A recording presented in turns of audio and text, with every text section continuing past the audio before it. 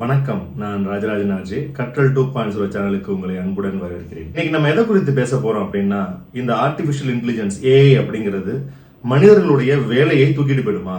நம்ம தொடர்ச்சியா கேட்டுட்டு இருப்போம், ஏஐ வந்ததுக்கு அப்புறம், ஆர்டிபிஷியல் இன்டெலிஜென்ஸ் வந்ததுக்கு அப்புறம் மிஷினே எல்லா வேலையும் பார்த்துரும், ரோபாட்ஸ் வில் ரீப்ளேஸ் ஹியூமன் அப்படிங்கிற மாதிரி நிறைய நம்ம பல காலமாவே பேசிக்கிட்டு இருக்கிறோம்னு நினைக்கிறேன்.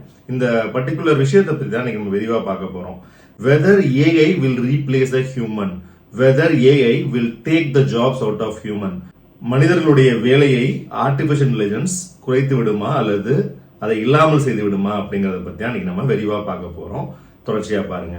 மனித சமூகம் தொடர்ச்சியாக தன்னை பரிணமித்துக் கொண்டேதான் வந்துட்டு இருக்கு. ஆரம்ப காலங்கள்ல பண்ண வேலைகளை பல விஷயங்கள்ல நம்ம ஆட்டோமேட் பண்ணிருக்கோம். ஆல்ரெடியே நம்ம மிஷின்கள் மூலமாக ஆட்டோமேட் பண்ணிருக்கிறோம். இண்டஸ்ட்ரியல் ரெவல்யூஷன் 1800களில் நடந்த இண்டஸ்ட்ரியல் ரெவல்யூஷன்லாம் பல பெரிய மிஷின்கள் மூலமாக மனிதர்கள் பண்ணி கொண்ட வேலையை மிஷின் பண்ண ஆரம்பிச்சிருச்சு அப்பயே.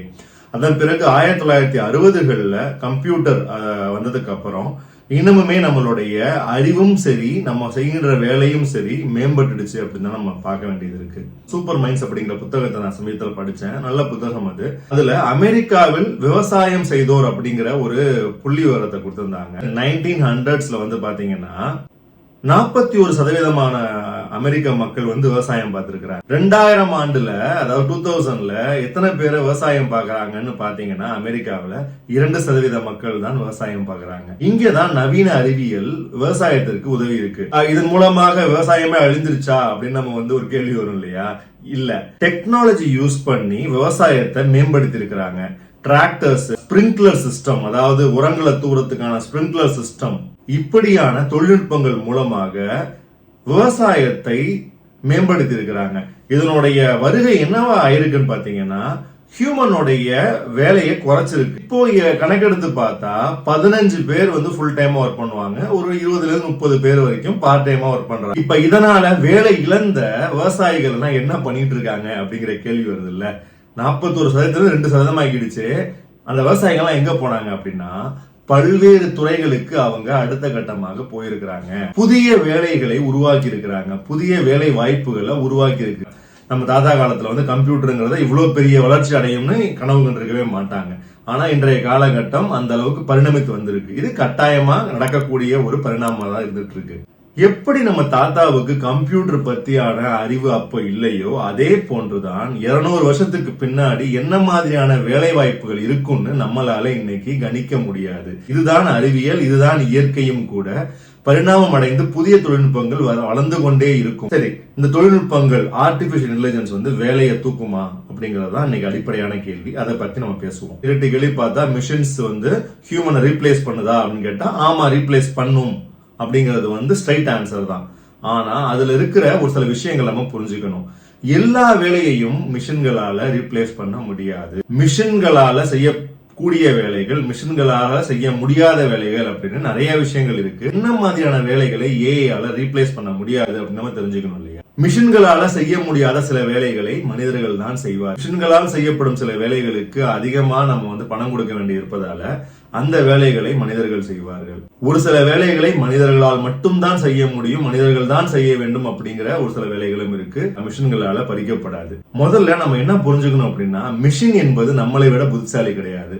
மனிதர்களுக்கு இருக்கிற general intelligence, human intelligence is bigger than machine intelligence.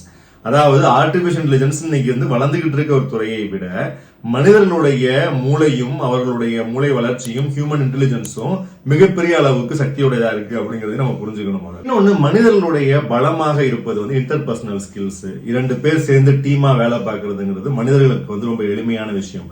அதுவே ஒரு மிஷினுக்கு அது ரொம்ப கடினமான விஷயங்கள். இந்த மாதிரியான நமக்கான எட்ஜ் ஃபேக்டர்ஸ் இருக்கு. ரொம்ப காம்ப்ளெக்ஸான அன்பிரடிக்டபிள் என்விரான்மெண்ட்ஸ் எல்லாம் மிஷின்களால வேலை செய்ய முடியாது. ப்ரெடிக்டபிளா இதுனா A to B, B to C அப்படிங்கிற ஈஸியான வேலைகளை தான் மிஷின்களால நம்ம ஃபுல்லி ஆட்டோமேட்டடா பண்ண முடியும். அதே மாதிரி ஆபத்தான சில விஷயங்கள்ல, ஆபத்தான சில வேலைகள்ல முழுமையாக மிஷின்கள்கிட்ட கொடுக்க முடியாது. சேல்ஸ் மக்கள், நர்சஸ், டாக்டர்ஸ், இதெல்லாம் மிஷினால பண்ணவே முடியாது. மனிதர்களால் மட்டுமே செய்யக்கூடிய சில வேலைகள்லாம் இருக்கு. நர்ஸ் வேலையெல்லாம் நீங்க எந்த மிஷினால பண்ண முடியும்?